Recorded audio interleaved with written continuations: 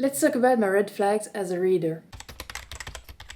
I haven't filmed in a few months, so I thought it would be like a nice reintroduction to my channel to talk about my red flags, but only as a reader because I don't have any red flags otherwise. So I have 10 of them and there's no particular order from them. So let's start. So the first one I have is that I don't care about bonus chapters and also epilogue. To me, if the bonus chapter was important to the story, it should have been already in the book and not like as a bonus. So I'm not interested in reading it. And that's the same thing with epilogue, especially in contemporary romances, because most of the time in the epilogue, the woman has like birthed 5 children and they are married within a year, and it's not at all something I enjoy in books. I like the couples to have a original relationship and not just like married children. And like sometimes people don't want children, sometimes people don't want to get married, so that's why I'm not interested in epilogue, especially because they're always very cheesy and I cringe too much when I read them. So that's the first one. The second one is this time is most in like fantasy and romantasy books. I don't check the maps. I know maps are important for some people, but to me they represent nothing. Yeah, they're nice to see, especially because most of the time they are at the beginning of the book or like end papers of the book, so they are nice to see, but I never check them. And yeah, I never did, and I don't think I ever will. And the next one is again something that's at the start of the book, is I never check the glossary.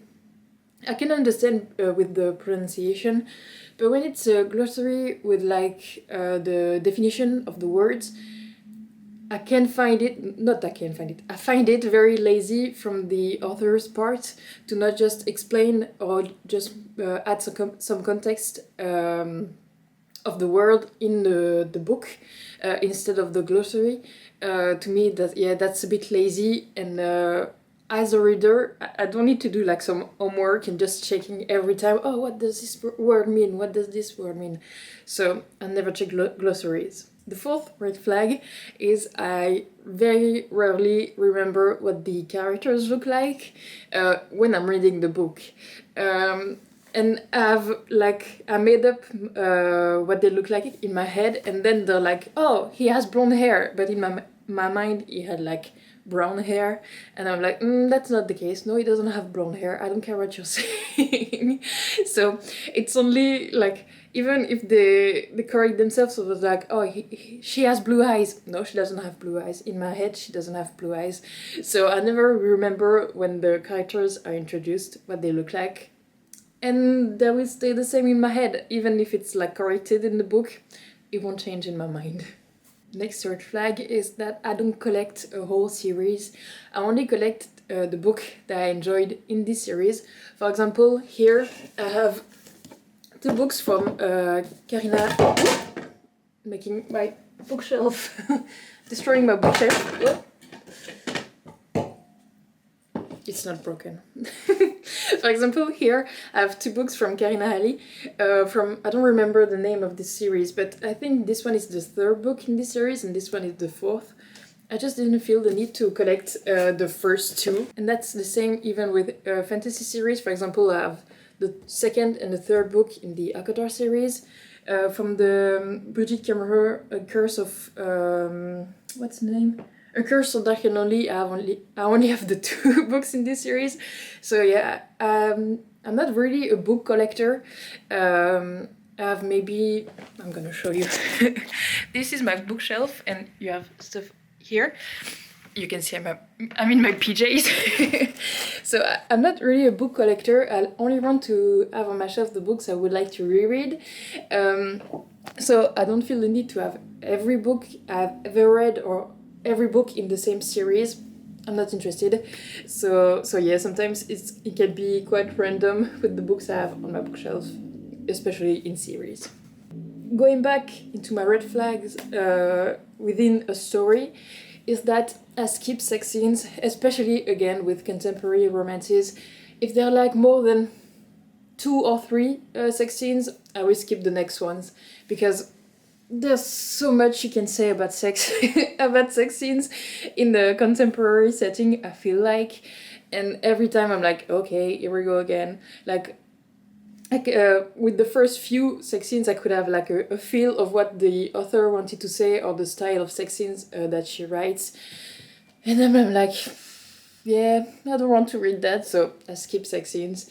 And generally, you don't miss anything. I don't skip them like pages. I just see if there's like some lines of dialogue, and if the dialogue is about the story and not just about their pleasure or what they like about what they're doing. I read just a few lines of the dialogue, but otherwise I skip the scenes. For my next red flag, I think it's mostly linked with the fact that I have ADHD. It's that I'm always lost with fight scenes. Every time I'm like, okay, you need to focus, you need to understand what's happening. But I have a really hard time. I don't know if it's because with fight scenes you expect everything to go very quickly. But every time I'm like, you need to focus, you need to understand. And most of the time when like a character is hurt or it's bleeding or dying, and I only notice that when they're like, oh my god, I don't feel very well, but I don't understand in the moment where there's like, oh, he put the knife next to my arm, but I don't understand that the person is getting hurt. And every time I'm very lost, I'm not gonna lie, and sometimes I even reread the scenes, but I still don't understand them. My next red flag is, to me, that's maybe a beige flag and not a red flag, but it's that I DNF quickly and I DNF a lot. I love reading, and I don't want to put myself in reading slumps when I know I won't enjoy the book. So sometimes I even DNF a book in the first page, especially when I'm reading the book on my tablet. There's not really any stakes, like I just delete the book. It doesn't take any place on my shelves at my place. I didn't spend really any money on those books, so yeah, I DNF pretty quickly. Sometimes I try to continue reading or start again a book I DNF'd before, but most of the time I just DNF it again. And the most recent example was Quicksilver. I DNF'd it last year, and I think I maybe read 50 to 100 pages, and I was like, yeah, I can't do it anymore.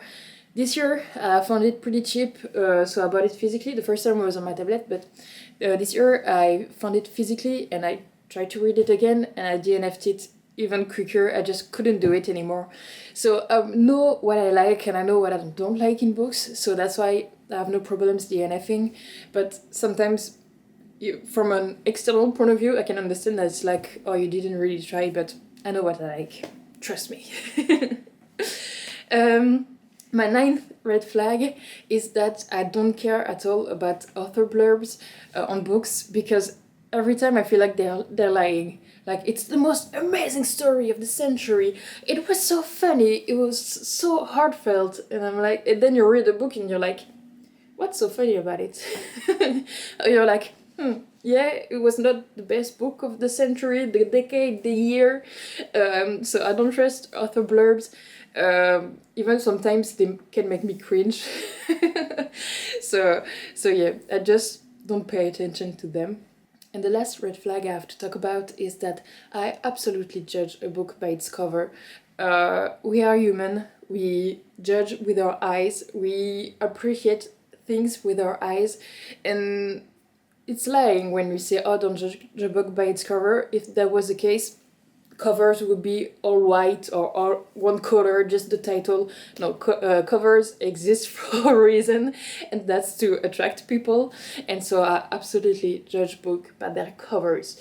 So yeah, there was 10 red flags, reading red flags about me. Let me know in the comments your red flags and what you consider to be red flags. But yeah, that's the end of the video, and I'll see you in the next one. Bye!